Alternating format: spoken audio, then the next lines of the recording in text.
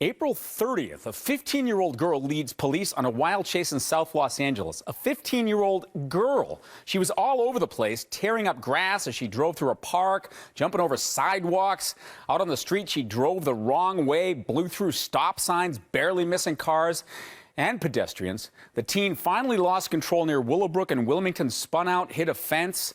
She then surrendered to police, who told us she was wanted in connection with a carjacking.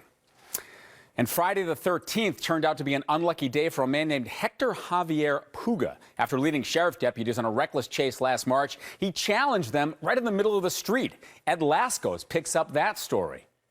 The white Chevy Tahoe stops. The driver jumps out, swinging his arms, taunting deputies, threatening them. Then he pulls out his gun, and there's a shootout with deputies. They fire back. He's hit. Down he goes. He's able to get up and stumble to a nearby porch. Deputies say he fired first. He fired at the deputies. Deputies returned fire, striking the suspect at least once. The suspect continued to hold on to the firearm. This you will only see on Fox 11. Cell phone video. The Tahoe speeds by. Deputies right behind in hot pursuit. And then listen, you'll hear the gunfight. Dozens of rounds fired. The suspect now wounded, bleeding on that front porch. Deputies take cover. SWAT moves in. They're able to get the suspect talking. His relatives are brought in, and finally, they talk the gunman out. He surrenders. He gives up, and then he's rushed off to the ER. And now we know he's a wanted man for kidnapping his own wife last Sunday. He brandished a firearm at her, forced her to get into a car against her will. When he drove her around, he pistol whipped her and assaulted her. The victim eventually escaped. All this after a wild and dangerous chase through the streets of South L.A. The white Chevy Tahoe swerving across lanes, blowing right through intersections, right past pedestrians and crosswalks. Then look at that skateboarder, almost run down. Oh, a close call. All leading up to the shootout on 43rd, just off Vermont. The suspect's friend, surprised by all this violence. He's a good man, and he got a good heart for other people. And if he sees people in the streets, he helps them out with, whatever he got inside his pockets. But the person the police make him seem, he's not the type of person. Well, Hector Javier Puga survived that shooting, but he will face a number of charges: willfully inflicting corporal injury, fleeing again while driving recklessly, resisting arrest, and brandishing a replica gun. Now, joining us now is California Highway Patrol Captain Kevin Porter, a veteran of the CHP. Thanks for coming in and talking with us about this. Thanks, Phil. Now, what is important to note is that these pursuits we've shown are very sensational, but the typical pursuit is over quickly and we never hear about them, right? Absolutely. Most of our pursuits throughout the state actually last either about a minute to a mile predominantly. A good portion lasts up to maybe 10 minutes, but most of them end very quickly. So when you see these extreme cases, what goes through your mind? Well, as a pursuing officer, we're just wondering why they're not stopping, and that's what goes through our minds, is why are they not stopping? And we really need to find out, make a determination if the risk of the pursuit outweighs the nature of the offense of why we're following them. And if we can, we will disregard the pursuit, but there are so many factors, and usually police officers are stressed. And who makes that call? Well, it would be the pursuing officer or a supervisor that's actually available. So it's a balancing act. It certainly is. The need to apprehend the suspect versus public safety. Absolutely. But pursuits still happen. I mean, rarely are they called off, or am I wrong?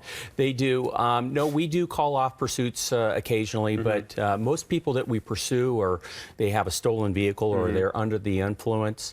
They may have probation or parole issues.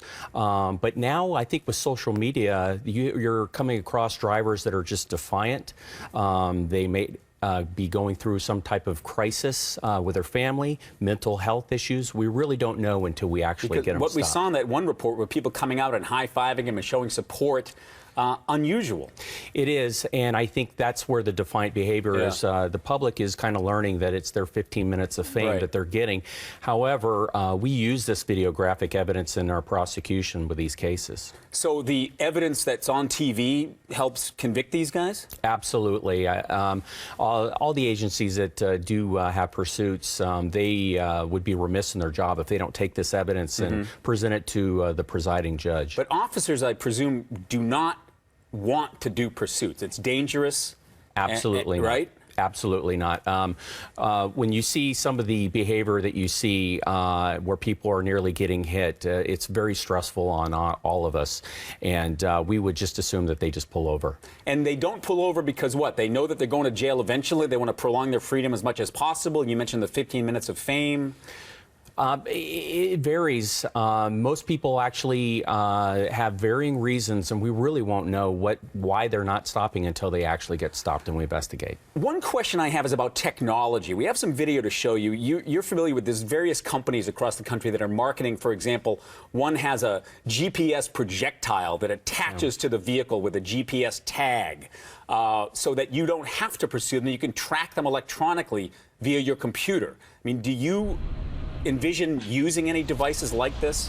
I think in the future, all the agencies look at it, and we're really trying to use whatever's safe. It's a matter of getting some of this technology and making it work for us. We really have other methods right now that we're utilizing. Is like spike strips are still effective, even though they're rudimentary. They do actually stop the vehicles. But this type of technology, you would think that in the age we live in, there would be a better way to stop a vehicle. I mean, we've even talked about in the past, like remotely disabling and turning off a vehicle, things like that. Absolutely. The CHP and I know other agencies look into this technology, and I can tell you right now that CHP doesn't currently use that, but we are always willing to look at that technology to use it. Now, you've been in pursuit yourself. I certainly have. It's adrenaline, it's stress. Absolutely. Tell me about that. Well, it's multitasking and the ability to operate your car in a safe manner, and you're evaluating the driver and how many suspects there may be. Talking on the radio. Talking on the radio. So, you know, that we have to resort back to our training to get us through this high stressful event. All right, well, Captain Kevin Porter, appreciate some of the insight you've given us here. When we come back, it was a long chase followed by an even longer standoff. We'll tell you what charges the suspect is facing in that one. Plus, a notorious bank robber sees his freedom, well, it comes to an end in a ditch off a Southern California freeway.